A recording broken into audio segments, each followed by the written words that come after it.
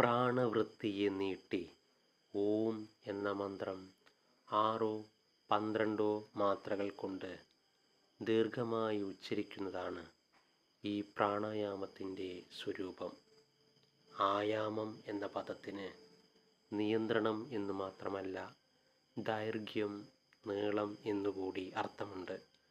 പ്രണവം ദീർഘമായി ഉച്ചരിക്കുമ്പോൾ ശരീരത്തിലുള്ള പ്രാണശക്തിക്ക് ചലനവും ക്രമമായ നിയന്ത്രണവും ഉണ്ടാകും. ശ്രദ്ധ ഭക്തി പുരസരം 3 സന്ധ്യകളിലും മുടങ്ങാതെ പ്രണവോച്ചാരണ രൂപത്തിലുള്ള പ്രാണായാമം അഭ്യസിച്ചാൽ ഉറങ്ങിക്കിടക്കുന്ന കുണ്ടലിനി ശക്തി സമഷ്ടി ചൈതന്യമായ ഈശ്വരൻ്റെ വ്യഷ്ടിരൂപം ഉണർന്ന് പ്രകാശിച്ച് സുഷുപ്ന മാർഗമായി ശിരസിലുള്ള ബ്രഹ്മരന്ധ്രത്തിലെത്തി പരമശിവനോട് ചേരും. അതോടുകൂടി സാധകന്മാർക്ക് പക്വത അനുസരിച്ചുള്ള യോഗാനുഭൂതികളും അനുഭവപ്പെട്ടു തുടങ്ങും. ചിലർക്ക് മനോന്മനിയും, വേറെ ചിലർക്ക് ദിവ്യപ്രകാശവും, മറ്റു ചിലർക്ക് ദിവ്യനാദവും ആയിരിക്കും അനുഭവപ്പെടുക. പക്ഷേ പാപാധിക്യവും അസാത്വിക ഗുണങ്ങളും ഉള്ള മനുഷ്യർക്ക് ഇങ്ങനെയുള്ള അഭ്യാസം കൊണ്ട് ഉടനെ പറയത്തക്ക ഗുണമൊന്നും ഉണ്ടാവുകയില്ല. സാധകന്മാർക്കു വേണ്ടി ശൈവ സമ്പ്രദായത്തിലുള്ള പ്രണവോപാസന കൂടി ഇവിടെ പ്രതിപാദിക്കാം.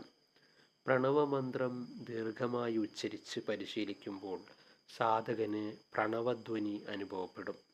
ഉള്ളിൽ നിന്ന് തനിയെ ഉണ്ടാകുന്ന ആ ധ്വനി ചെവിയിൽ വ്യക്തമായി കേൾക്കാൻ കഴിഞ്ഞാൽ ബ്രഹ്മരന്ധ്രത്തിൽ നിന്ന് ആ ധ്വനി പുറപ്പെടുന്നതായി സങ്കല്പിച്ച് ആ സ്ഥാനത്ത് മനസ്സുറപ്പിച്ച് സമാധി പരിശീലിക്കണം.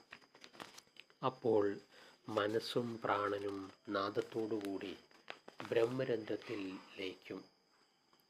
ബുദ്ധതത്വേന ദീദോഷഹീനേ നൈകാന്തവാസീന ദീർഘം പ്രണവമുച്ചാര്യ മനോരാജ്യം വിജീയതേ എന്നാണ് വിദ്യാരണ്യസ്വാമികൾ പ്രണവാഭ്യാസത്തെക്കുറിച്ച് പ്രതിപാദിച്ചിരിക്കുന്നത്.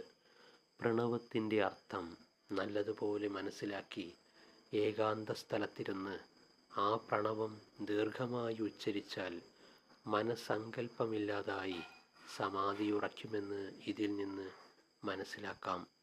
സച്ചിദാനന്ദ സ്വരൂപമായ ബ്രഹ്മം തന്നെയാണ് പ്രണവമെങ്കിലും അതിൻ്റെ സ്ഥൂലരൂപമാണ് ആദ്യം സാധകന് നാദരൂപത്തിൽ ചെവിയിൽ അനുഭവപ്പെടുന്നത്. ആ നാദത്തിൽ ശ്രദ്ധ ചെലുത്തി ധ്യാനിച്ചാൽ ഈശ്വരൻ്റെ സൂക്ഷ്മരൂപം ക്രമേണ അനുഭവപ്പെടുന്നതാണ്. ഓം ശ്രീ ഗുരുഭ്യോ നമഃ. ഹരി ഓം.